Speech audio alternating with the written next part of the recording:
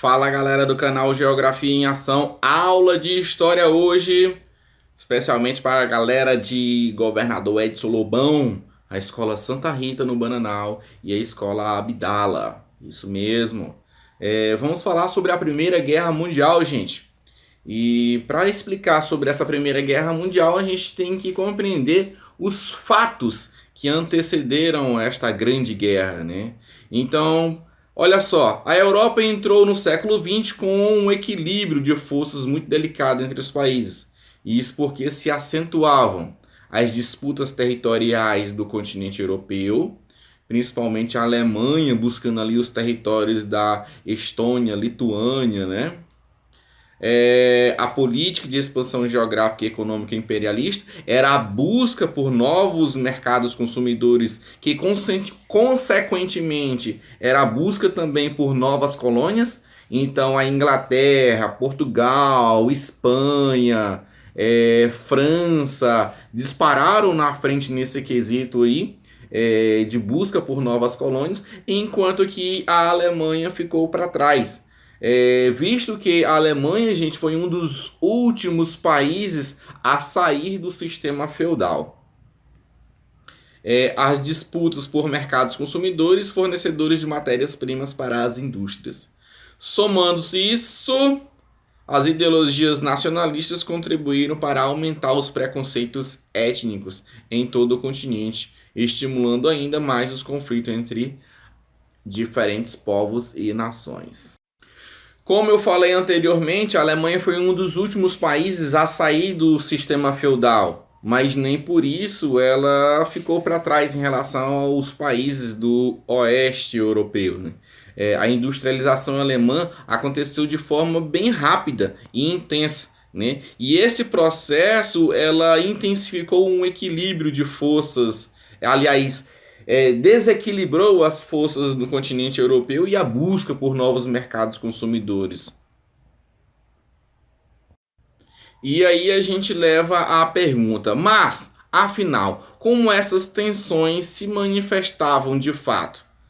Havia a rivalidade entre a Inglaterra e a Alemanha, uma vez que o país germânico ameaçava o poder inglês, sobretudo as disputas das maiores fatias dos mercados coloniais. O interesse alemão em construir uma ferrovia que ligasse Berlim a Bagdá, no atual Iraque, agravou ainda mais o conflito entre os países, uma vez que, concluída a ferrovia, os alemães teriam acesso ao petróleo do Oriente Médio, bem como aos mercados da região. E também lembrar do Estreito de Bósforo, né, que marca ali a separação entre a Ásia e a Europa, né, com a Turquia. Havia também a rivalidade entre França e Alemanha. A nação alemã derrotara a França na Guerra Franco-Prussiana em 1870. Com essa derrota, a França perdeu os territórios da Alsácia e Lorena. Esses territórios aí que vai ser um dos motivos, né, para essa guerra mundial que ficou, digamos assim, resguardado no anseio francês.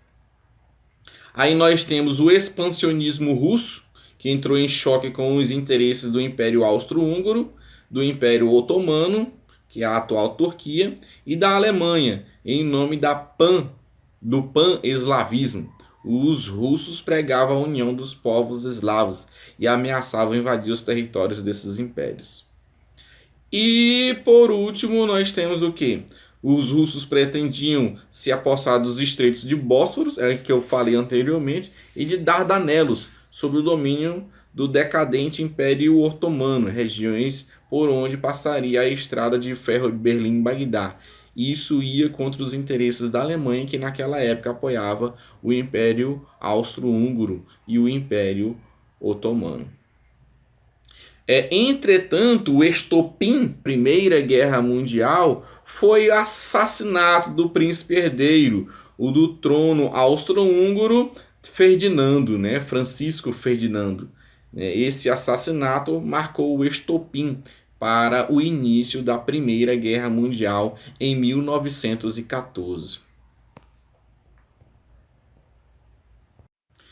Então, de cartas nas mesas, os principais países europeus alinharam-se em dois blocos rivais, né, em dois grupos, para estabelecer essa guerra mundial. De um lado formou-se a Tríplice Aliança, que era a Alemanha, o Império Austro-Húngaro e a Itália.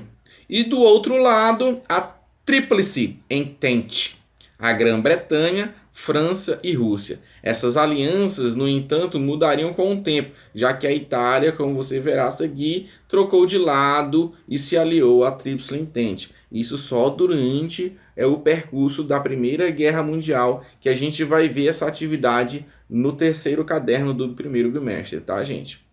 Então, encerramos aqui essa primeira aula e voltaremos explicando o fim da Primeira Guerra Mundial e as suas consequências para a Alemanha. Não se esqueçam de deixar o seu like, de curtir, de comentar e de se inscrever no canal. Até mais!